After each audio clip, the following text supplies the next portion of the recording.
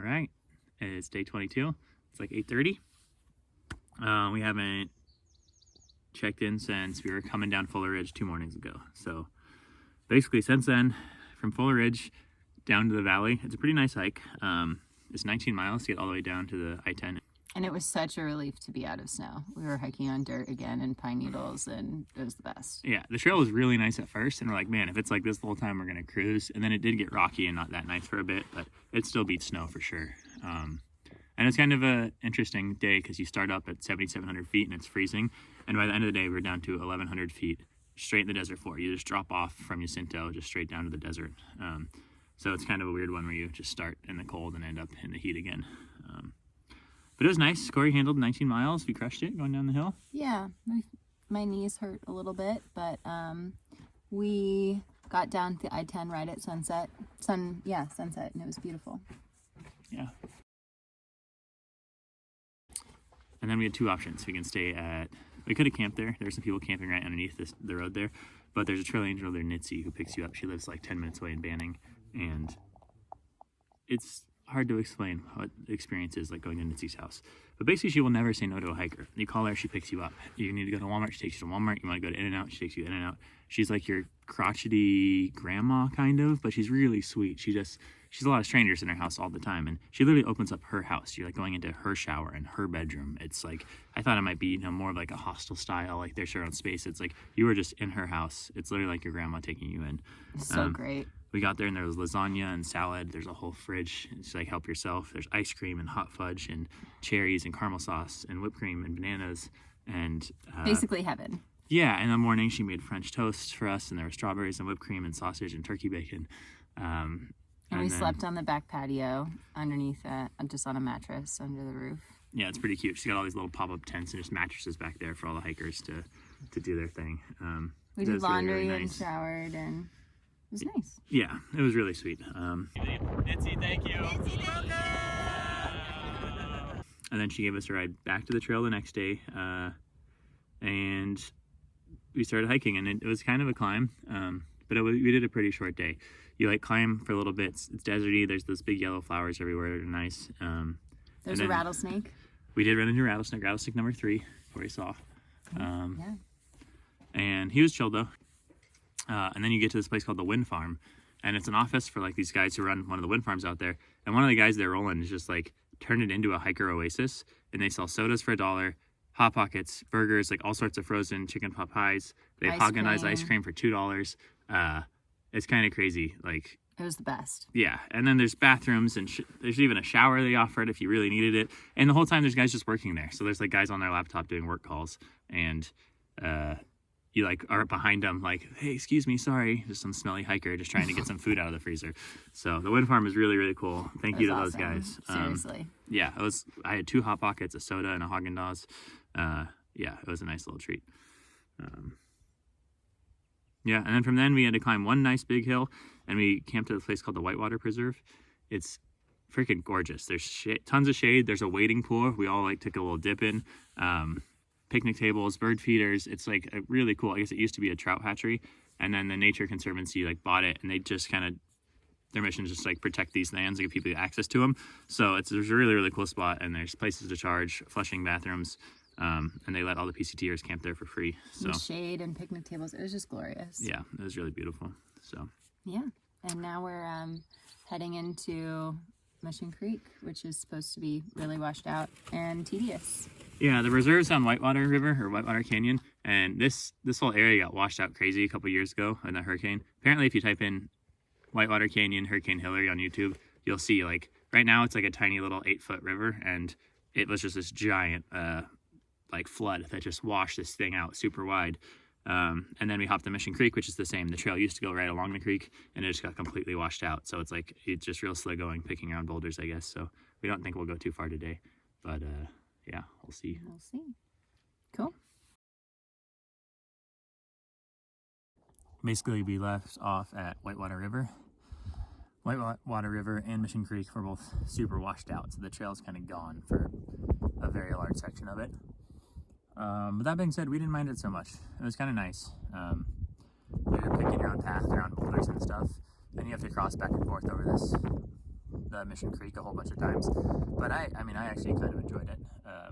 It's definitely slow going because there's not a patch for you to follow. You can't just cruise, but it wasn't that bad. It's a pretty steady climb too. You do end up making a lot of elevation gain, but it's so steady that you don't really notice it, so that's the nice part. We did see 2 rattlesnakes in one day. This is no zoom. Zoom. He's a chiller though. He's not angry. It was kind of funny. We saw the first one and Corey saw it again first, and all 4 or 5 of the rattlesnakes we had seen, 4 I think, she was the one who saw him first, and she was in front. And so we were joking about how she sees all the snakes, and then I was in front, and a little adult started rattling at me too. And it's like, oh, I see it now. Wow. Yeah. It's like orange. They are really, really pretty cool overall. So cool to see, but definitely gotta pay attention. Don't have 2 headphones in. Yeah, we did it with Anna and Kian and with Flames. Everyone crushed the miles, and then there's a bit at Mission Creek where a lot of people take this alternate, the ridge route, which cuts off a bunch of trail, but because the trail has been so washed out, people have been doing it. We didn't do that. We took their route, and it honestly was fine. There was one sketchy bit that we took based on some far out comments that maybe we wouldn't recommend, but besides that, it was pretty easy hiking on the trail. After that first, the first day was pretty much no trail, and then after that we got on some trail again. It was all right. Then we got up to Big Bear, the mountain there. And it was nice. We made it to Coon Creek Cabin, which is this old cabin where back in the day you could pay to group camp there. There's a few smaller structures and a big cabin with a fireplace. It's pretty much abandoned now, so it's not very nice, but it's still nice to have a structure, and there's a pit toilet there. So we camped there, and there was a couple others there, Space Jam and Zippa and Dylan and Asa, and it was all good. And we go to sleep, and we wake up, and as I go out to the table, Flames looks at me and it's like, hey, 2 of those guys were up throwing up all night with noro, don't use the bathroom. Norovirus, if you haven't heard of it.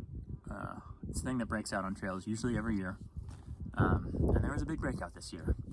So that day we were planning on hiking down to be 2 miles away from the main hitch to Big Bear, so that the following day we could hop into Big Bear early. As we're coming down the hill, we ate lunch, and a few of us were in our heads, do we feel bad? Are we sick or not?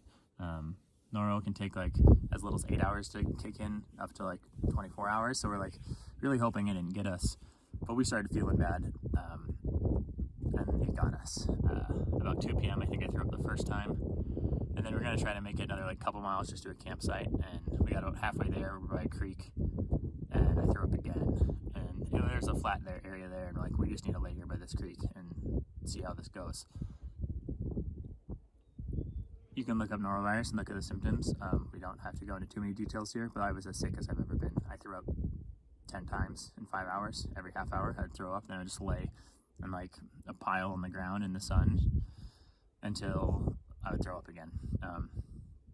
It was really, really rough. Luckily, Corey got the tent up, and very luckily we were by a dirt road that gave us access. So Kian and Anna also got it. Flames somehow didn't get it. We think she's one of the people who's resistant or immune. Not everyone got as bad either. Anna and Kian weren't nearly quite as sick as I was, but still, everyone threw up at least once, and I threw up 10 times. And yeah, so the next day, the real sickness hit us at 2 p.m. I was really sick till 10. Then after that, I did sleep a bit, and I wasn't puking anymore, but I just had fever and chills. And then the next morning, I woke up, and we felt a lot better. But better than, it's relative. Better than the day before, but still we're not great. And we had 10 miles to hike to where you normally hitch to Big Bear.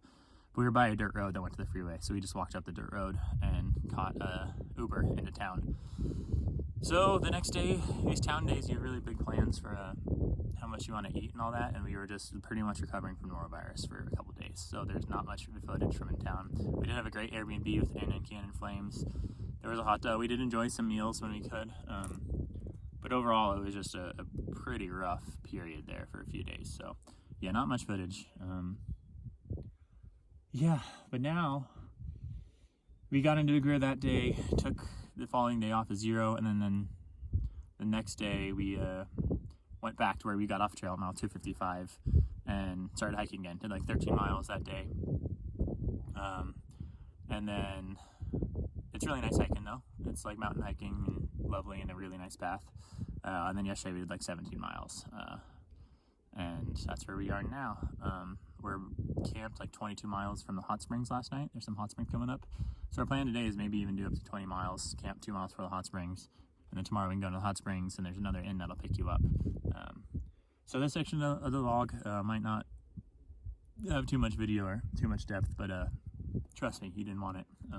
It's a rough few days out there. I was, for that 8-hour period, I was helpless. Like all I could do was throw up and lay there. I couldn't get watered down for 6 hours. It was really, really rough. So yeah, I think that's it for now. Try to do better about updating and filming again now. I got that rough period out of the way, but that's where it's at. So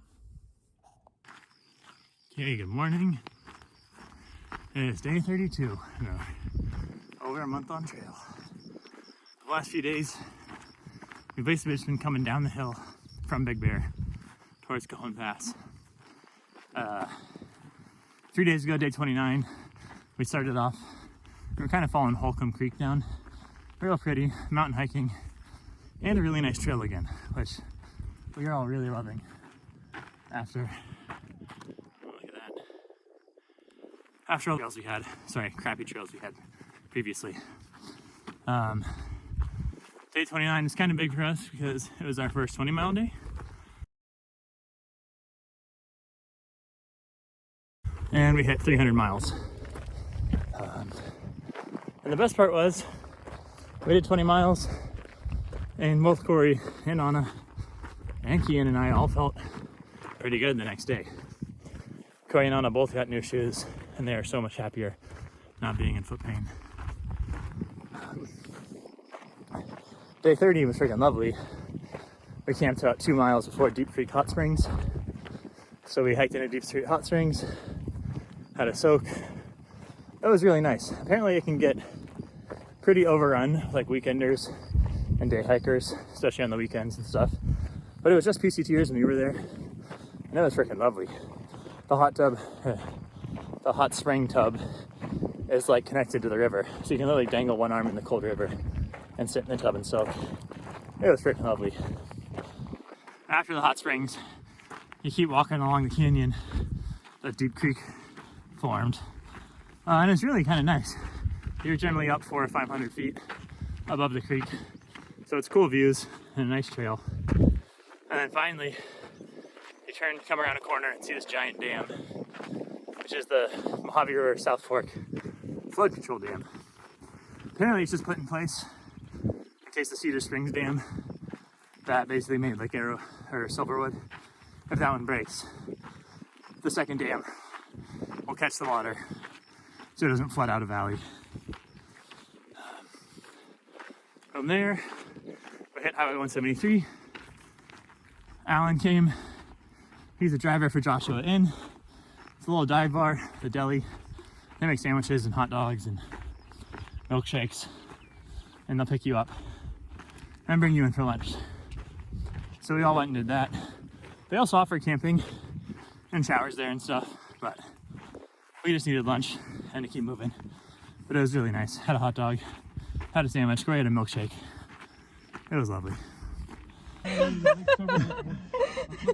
we squished back? I knew I would fit. And by then, we were kind of back in the desert again. It was hot. We were kind of running around along the backside of the mountains behind Silverwood Lake. But there was nice creeks and water, and we camped there. Which gets us to yesterday, where had a pretty nice day. We only had to do 15 miles yesterday. We woke up, you start in the desert, and you hit kind of behind Cedar Springs Dam, and you know the lake's right over there, you just can't see it.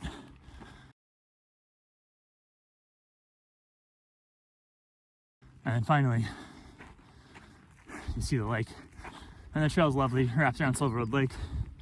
There's a few nice picnic areas. We stopped and had lunch with sinks and flushing toilets, and yeah, pretty nice. Then we hiked a bit more and camped by a little creek. It's pretty lovely. Got there early, which is nice. Some of these days we get into camp at like 6. Yesterday we were in camp pretty early, like 4. So had time to set up, soak my feet in the creek, and hang out. It was us, Anna and Kian. We ran into a couple girls we were hiking with the very first week, Giggles and Tutti Frutti, and then ran into Olivia, who stayed with us in the cabin in Idlewild, and Ferdinand. So there's 8 of us playing cards and eating dinner. It was pretty lovely.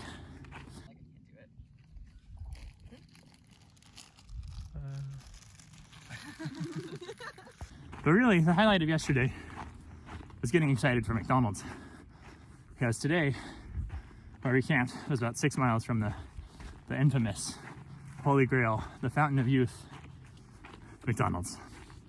And I know that sounds silly. We were like a bunch of little kids. His parents said we could get a Happy Meal. We were looking at the menu, but it really is the little things, like a fountain soda, chicken nuggets, some dipping sauces, a burger. Very, very excited. So that's it. Probably be McDonald's in an hour or so. Eat a nice second breakfast, early lunch. Maybe pack out a little food, and then keep on keeping it on. We're trying to maybe do 21 miles today if it works out. That just puts us in place to get into Wrightwood reasonably the next day. It's our next town, next resupply. So yeah, that's pretty much it.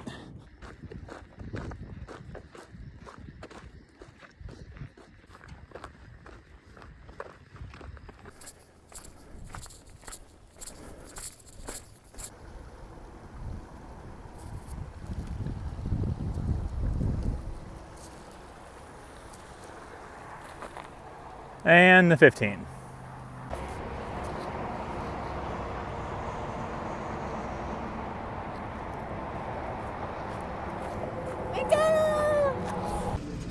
Cheers. Pure joy. Big oatmeal, that's for sure.